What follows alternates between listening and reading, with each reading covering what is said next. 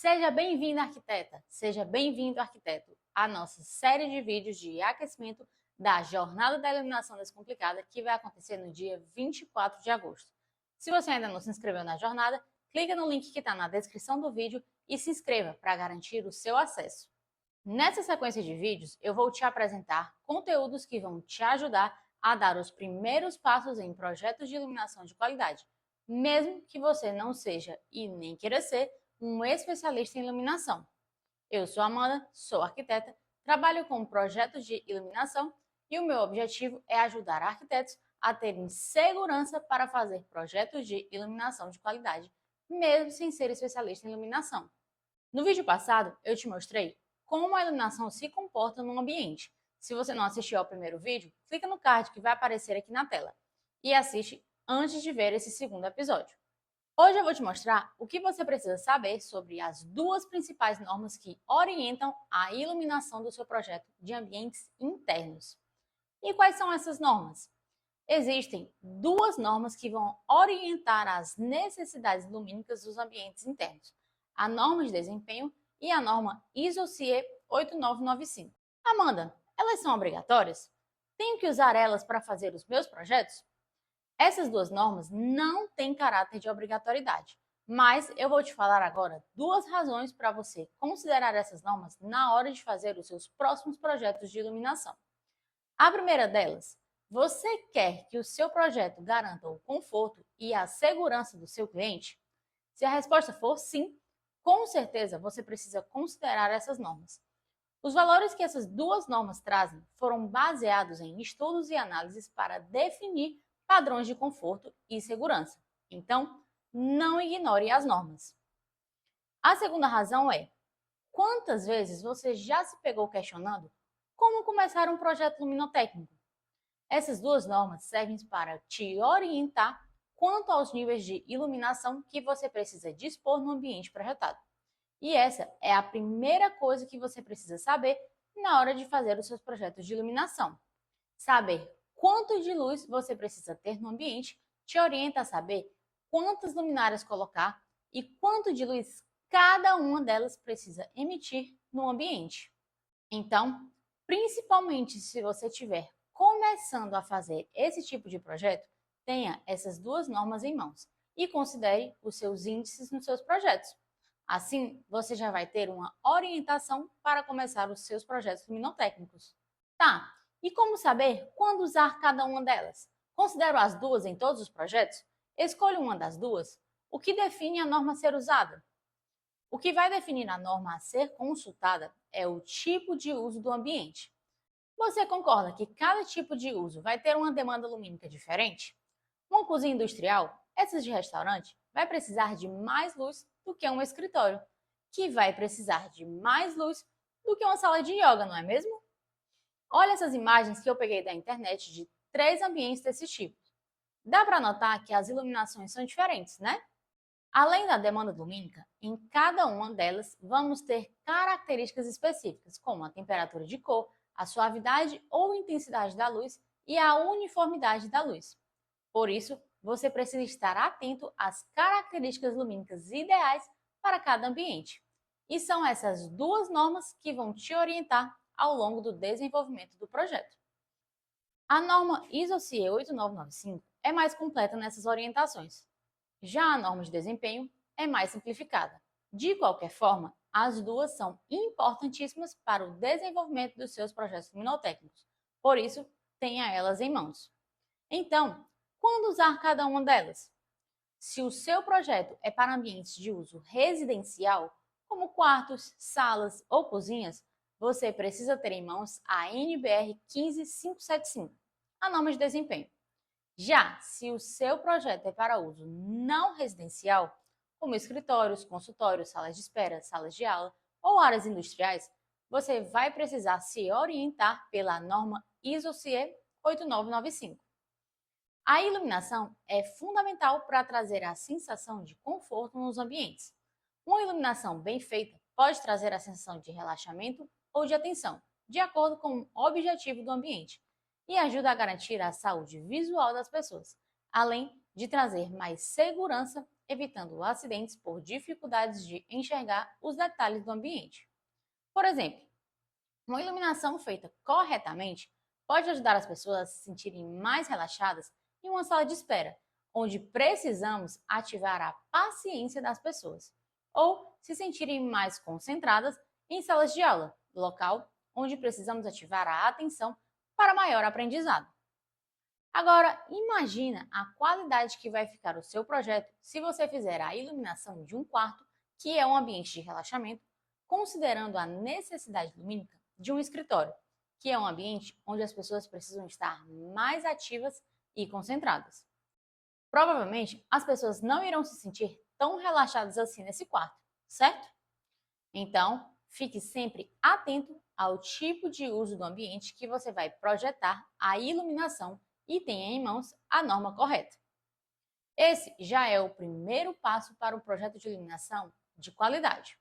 Eu vejo muitos arquitetos falando coisas do tipo: não consigo entender essas normas, elas são muito complicadas e cheias de termos que eu não entendo e com uma leitura extremamente chata. Toda vez que eu vou ler, fico logo com sono. Como é que eu vou conseguir aprender alguma coisa de iluminação assim? Você tem ou já teve esse tipo de pensamento sobre as normas? Então, eu tenho que concordar com você. Essas normas são bem chatinhas de ler mesmo. Normalmente, elas trazem um texto muito técnico e cansativo.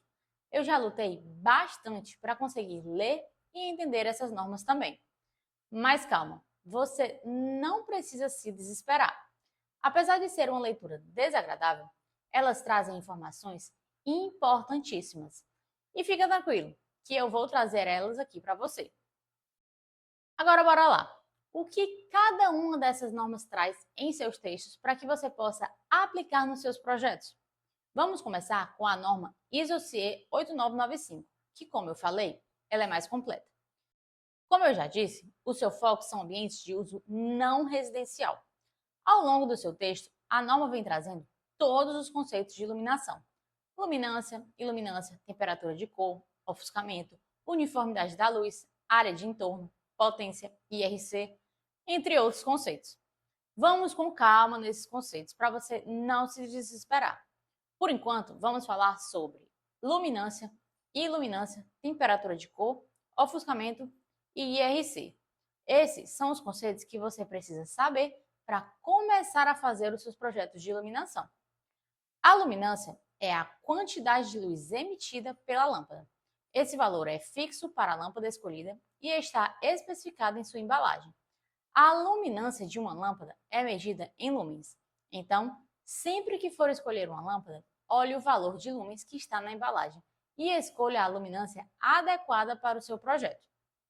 Olha aqui nessa embalagem. Bem na frente, você já acha o valor da luminância, 1521 lumens. A luminância também é conhecida como fluxo luminoso.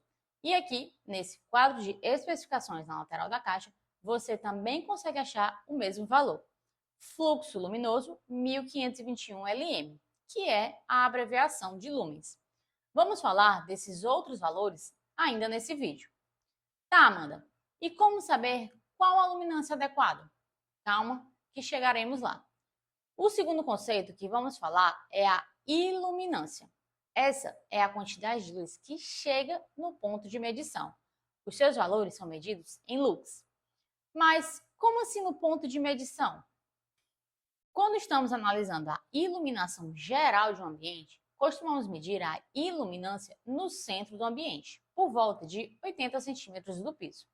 Já quando estamos analisando o ambiente com o layout todo definido, podemos analisar a iluminância dos pontos de interesse específicos, como a mesa de jantar, a mesa de trabalho do escritório ou a mesa da sala de cirurgia, por exemplo. Caso você ainda não tenha esse layout definido, podemos também considerar a iluminância média do ambiente. Nesse caso, vamos considerar um plano horizontal em toda a área do ambiente, a 80 centímetros de altura do piso, assim como nessa imagem, e calcular a média da quantidade de luz que chega nesse plano. Essa média será a iluminância média do ambiente. Mas atenção, dê preferência para considerar a iluminância nas áreas de principais usos do ambiente. Por exemplo, Em um escritório como esse, busque garantir a iluminância adequada nas áreas de trabalho, como está aí na imagem. Deixe para trabalhar com a iluminância média geral do ambiente somente nos casos em que você realmente não conhecer o layout do ambiente. E como saber o valor dessa iluminância? Essa iluminância vai depender de alguns fatores. São eles: a luminância da lâmpada. Como já vimos aqui, esse valor é a quantidade de luz que está sendo emitida para o ambiente. A distância da fonte luminosa para o ponto de medição. Quanto maior essa distância, menor será a iluminância. E as cores do ambiente. Quanto mais claras essas cores, maior a iluminância. Quanto mais escuras, menor a iluminância no plano de medição. Se você quiser entender como essa distância e essas cores do ambiente influenciam na iluminância, assiste o vídeo sobre o comportamento da luz no ambiente. Para você achar esse valor da iluminância do ambiente, seja os valores pontuais ou a média dos valores no plano de análise, a única forma é calculando. E aí você pode usar a forma complicada ou a forma simplificada. A complicada é através de cálculos manuais. Se você quiser saber a forma simplificada, eu vou te mostrar na Jornada da Iluminação Descomplicada. O link está na descrição do vídeo. Esses dois primeiros conceitos são totalmente interligados. A luminância influencia na iluminância e a iluminância necessária direciona a especificação da luminância das lâmpadas. Deu nó na cabeça? Calma, deixa eu simplificar esses nomes. A quantidade de luz emitida influencia na quantidade de luz que chega no ambiente. E a quantidade de luz que precisamos garantir no ambiente influencia na quantidade de luz que precisamos emitir. Mais fácil, não é mesmo?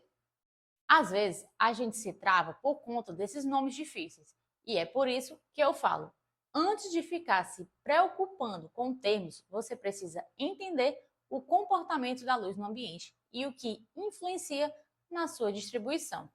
O próximo conceito que eu vou trazer aqui é a temperatura de cor. Antes que você pense qualquer coisa, eu já vou te dizer logo. Temperatura de cor não tem nenhuma relação com o calor que a lâmpada vai emitir durante o seu uso. A temperatura de cor está relacionada simplesmente com a sensação que queremos trazer para o ambiente.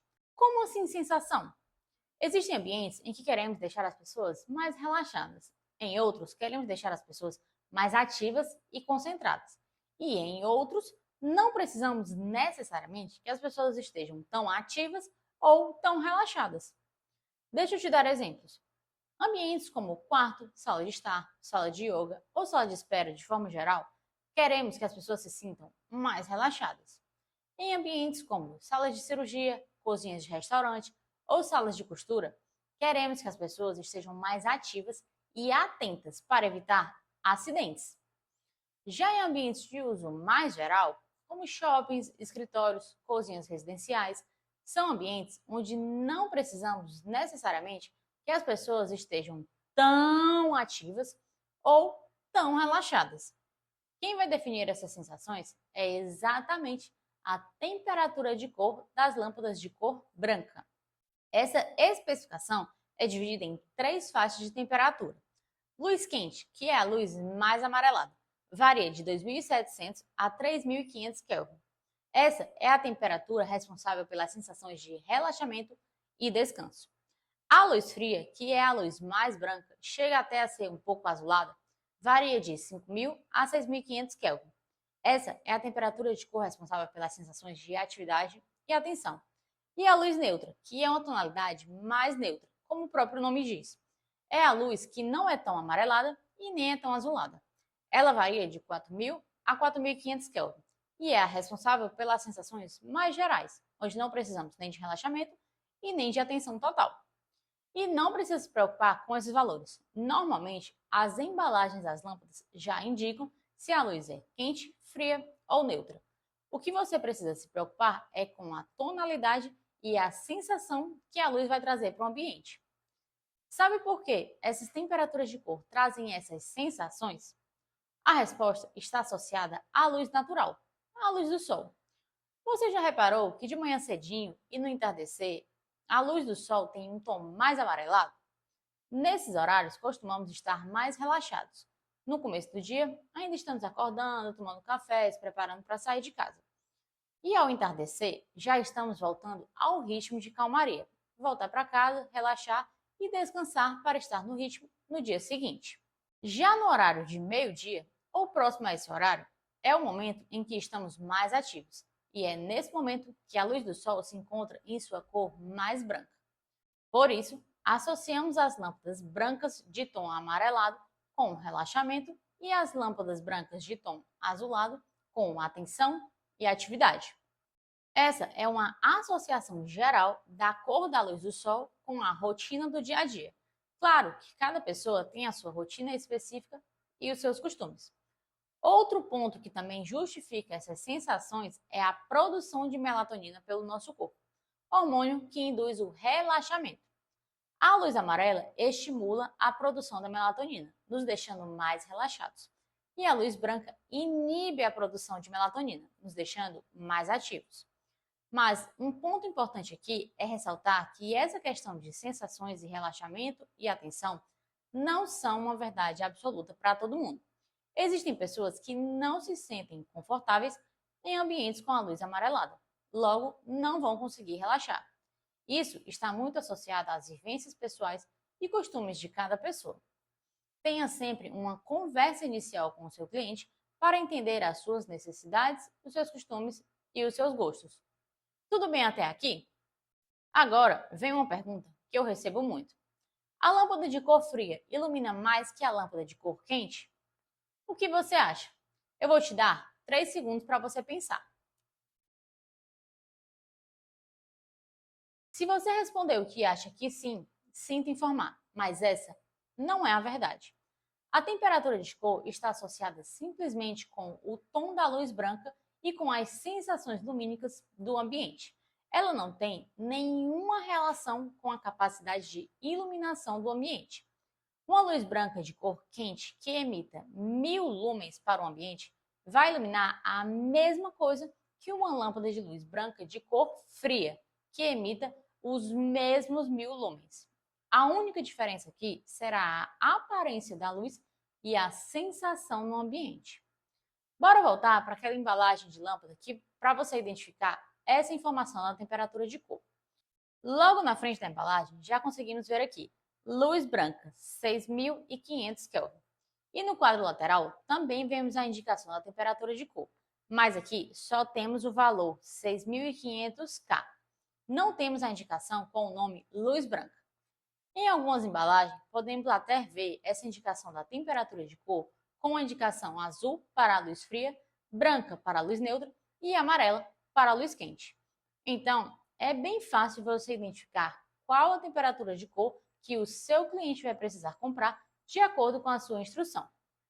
Até aqui já vimos luminância, luz emitida, iluminância, luz que chega no ponto de análise e temperatura de cor, responsável pelas sensações da iluminação. Agora vamos falar sobre o ofuscamento. O que é o ofuscamento? O ofuscamento nada mais é do que um desconforto que sentimos nos olhos ao olharmos diretamente para uma fonte de luz, seja ela uma lâmpada, o sol, a chama de uma vela ou até mesmo um reflexo de uma luz através de um espelho ou de uma janela. Tenho certeza absoluta que você já se sentiu ofuscado várias vezes ao longo da sua vida. Mas, se quiser sentir essa sensação mais uma vez, olhe agora diretamente para a lâmpada mais próxima de você. Você pode até usar a lanterna do seu celular. Fique olhando por uns 5 segundos.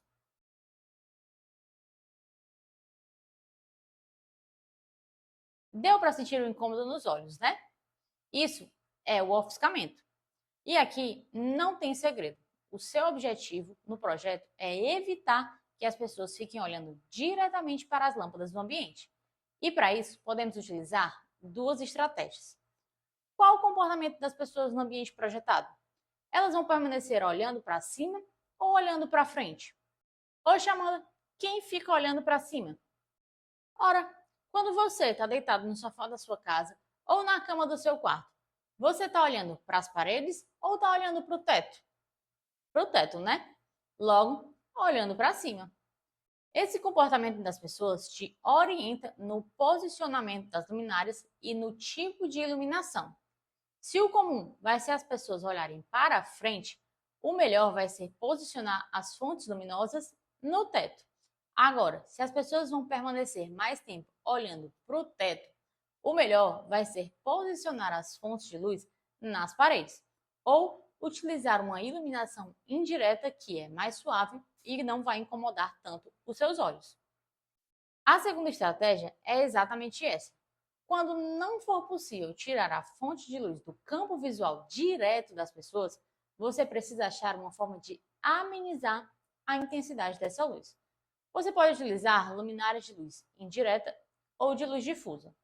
Essas duas formas vão trazer uma luz mais suave e confortável aos olhos, diminuindo assim as chances de ofuscamento.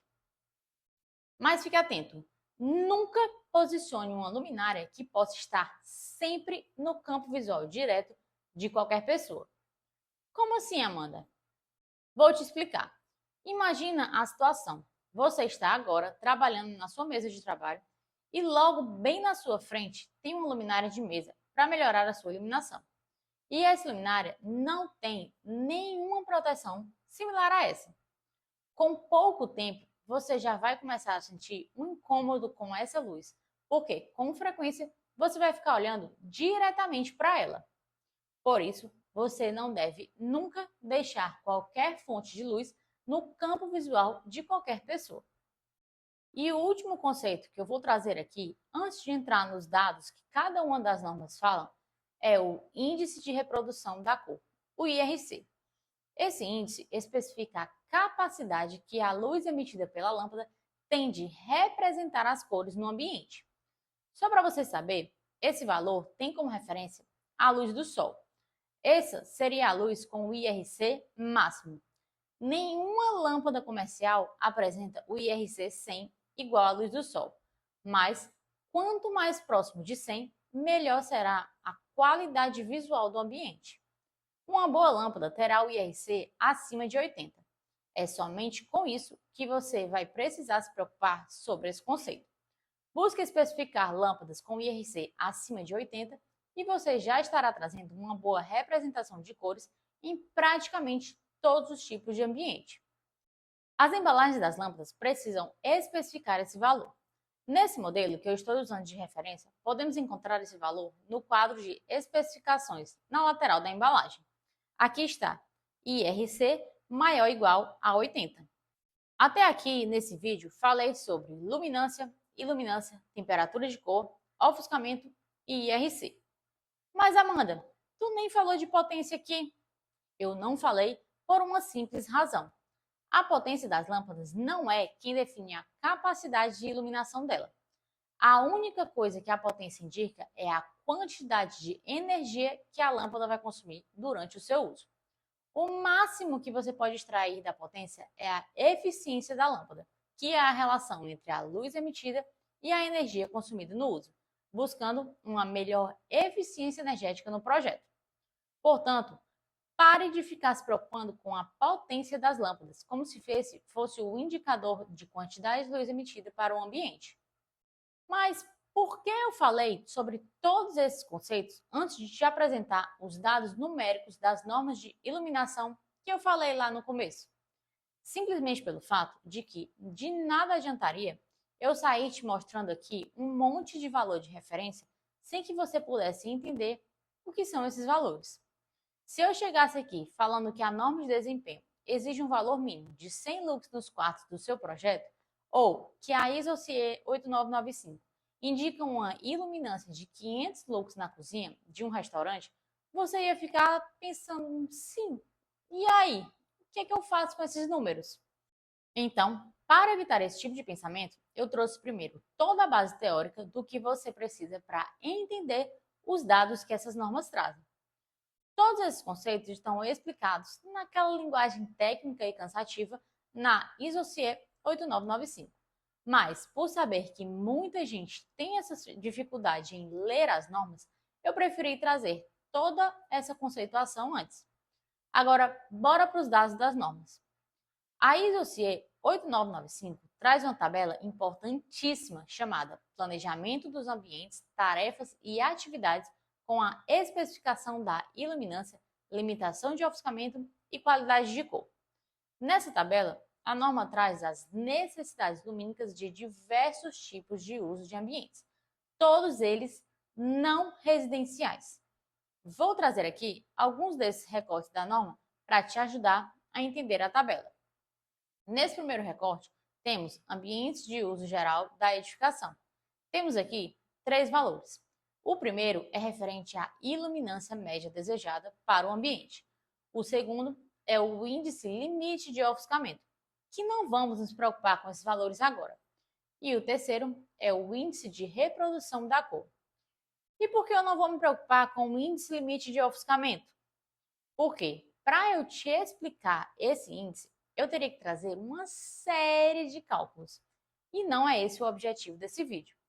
Como eu te disse, você só precisa se preocupar em deixar as fontes de iluminação fora do campo visual das pessoas, ou suavizar essa luz quando necessário. Vamos comparar então os valores da iluminância média e o IRC desejado para cada um desses 3 tipos de uso que estão aparecendo no recorte. Para o saguão de entrada, precisamos garantir uma iluminância média no plano de análise de 100 lux e especificar lâmpadas com IRC a partir de 60. Já para as salas de espera, a iluminância média precisa ser de 200 lux, o dobro do saguão, e as lâmpadas com IRC a partir de 80. E para as áreas de circulação, a iluminância é igual à do saguão, de 100 lux, mas o IRC exigido passa a ser bem baixo, somente de lâmpadas com IRC de 40. E por que essas diferenças? Simplesmente pelos usos que ocorrem ali. O saguão de entrada e as áreas de circulação são ambientes de passagem, por isso não precisamos que a iluminação seja tão intensa ou detalhista.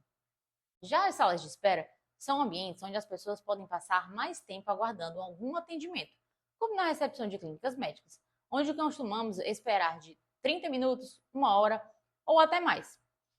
Por isso, precisamos que a iluminação seja um pouco mais intensa e com mais cuidado na capacidade de representação das cores. Nesse segundo recorte, temos o uso de cabeleireiro. O que a norma nos exige para esse uso? Temos uma exigência de pelo menos 500 lux de iluminância média no plano de medição, valor bem acima dos usos falados anteriormente. E precisamos especificar lâmpadas com IRC de pelo menos 90. Você já consegue entender por que precisamos de mais luz e uma capacidade de reprodução da cor maior nesse uso? Ambientes de salão de beleza possuem atividades como fazer as unhas, cortar o cabelo, fazer uma depilação, fazer a barba.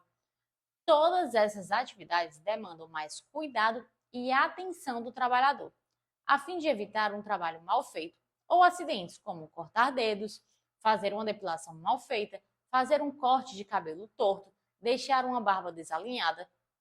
O cliente do salão não deseja sair de lá com nenhuma dessas opções. Então, para evitar isso, a iluminação tem um papel fundamental de garantir a capacidade visual adequada para as atividades exercidas no local. Nesse último recorte, temos um grupo de atividades mais específico ainda: fabricação de joias. Esse tipo de atividade vai exigir ainda mais da capacidade visual dos trabalhadores, certo? É por isso que temos valores tão altos tanto para a iluminância média, variando de 500 a 1.500 lux, e com o IRC, variando de 80 a 90, de acordo com as atividades especificadas.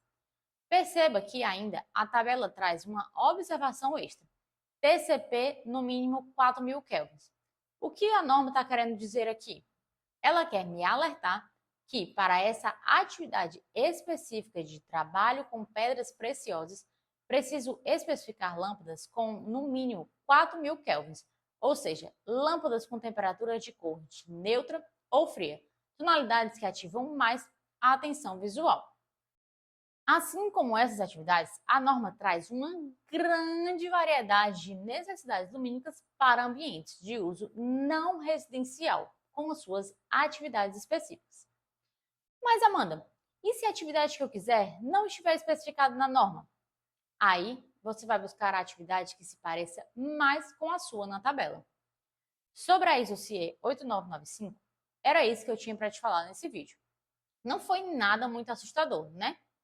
Mas, se tiver ficado alguma dúvida sobre ela, já pode colocar aqui nos comentários que eu te respondo, ou até mesmo faço um novo vídeo para explicar melhor.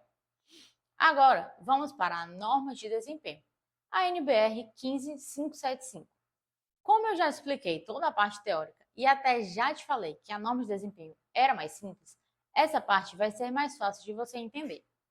A norma de desempenho traz um bloco de desempenho lumínico, onde ela apresenta as exigências tanto para a iluminação natural quanto para a iluminação artificial para ambientes de uso residencial.